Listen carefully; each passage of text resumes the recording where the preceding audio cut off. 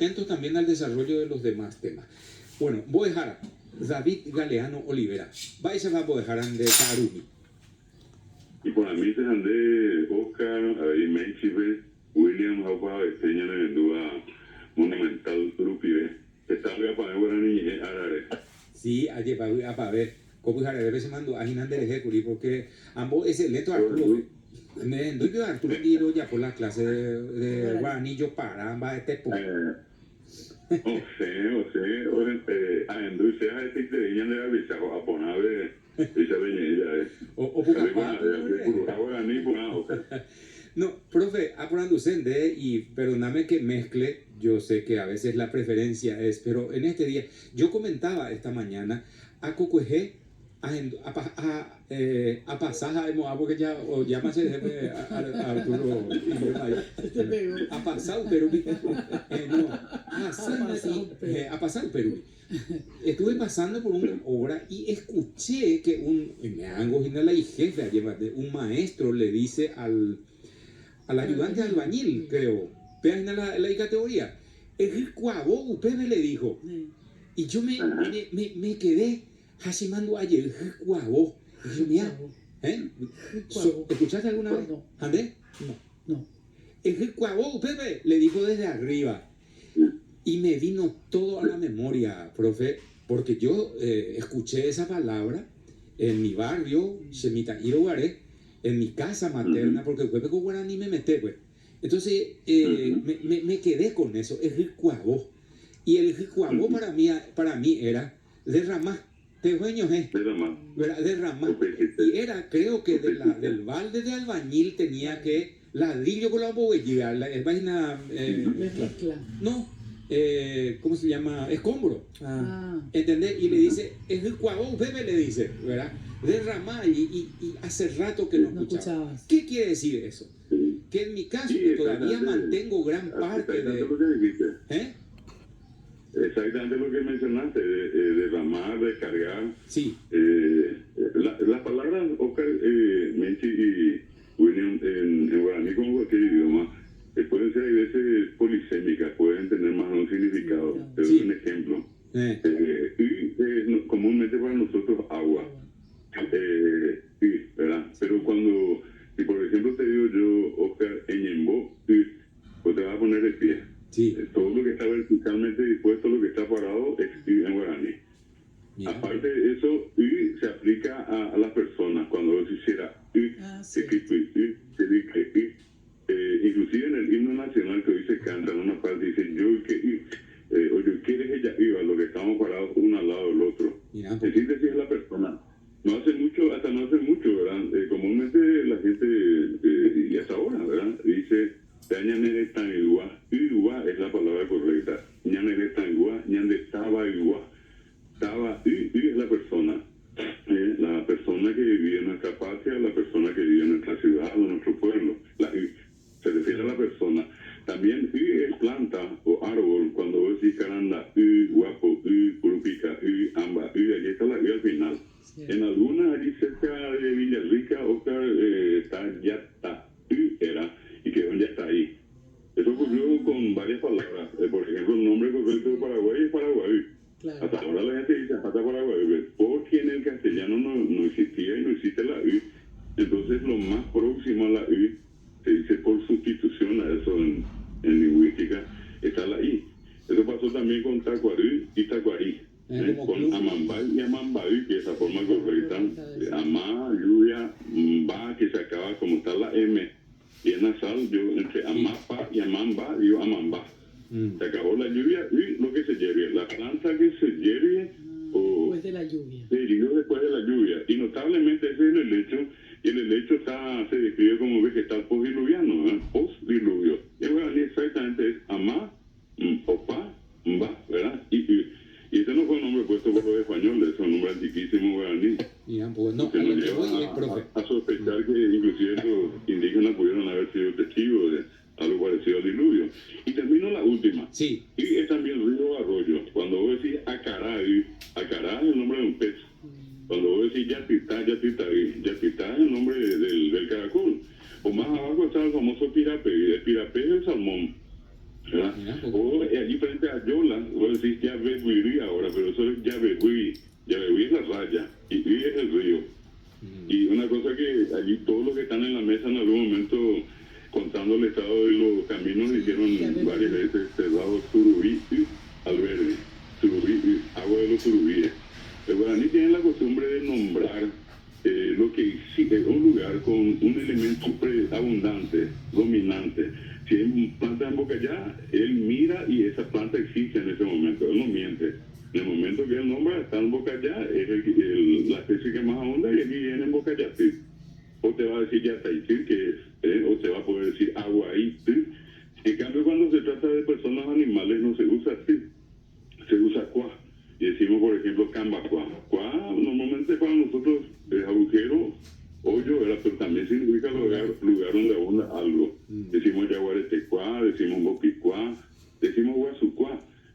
Y eso es parte de lo que, en este caso, quería nomás mencionarte eso para volver a lo que decías.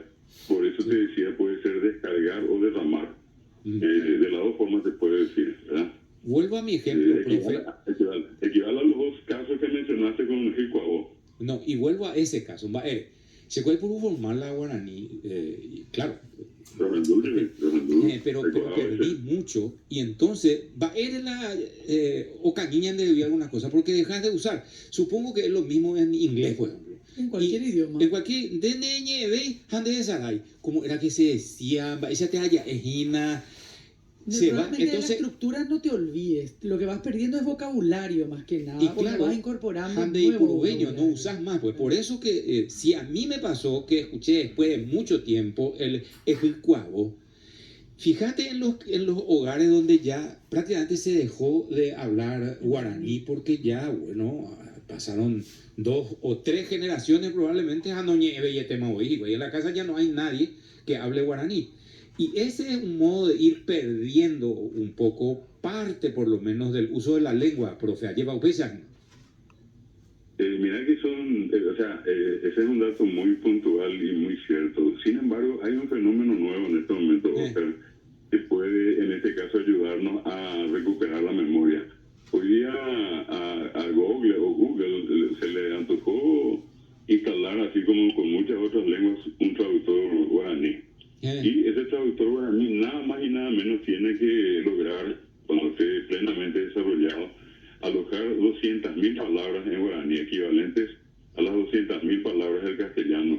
Hoy día, eso te va a permitir, por ejemplo, no es que te va a permitir en este momento, vos puedes hacer la prueba, pones allí en el buscador, en Google, traductor guaraní castellano y escribirle, por ejemplo, yo como por una cuestión práctica nomás, estuve en estos días en un colegio muy conocido y causó sensaciones entre los muchachos. Estoy hablando de chicos de 10, 12, 15, 17 años que volvieron allá, aplaudieron a rabiar. Y era porque les decía yo, escriban P, Yaguá, Joví. Si escriben eso y ponen traducir al castellano y le vas a dar ese perro blanco, cerdo azul, perdón. Y de allí mismo entrar en la columna de otro idioma a traducir y poner, por ejemplo, inglés. Y te traduce el guaraní al inglés. Y exactamente con el parlantito ese que tiene Google allí abajo, uno le da el clic allí y uno escucha P, Yaguá, Joví en inglés. Y allí yo puedo pasar al francés y escucho cómo en francés puedo decir P, Yaguá, Joví. Y exactamente.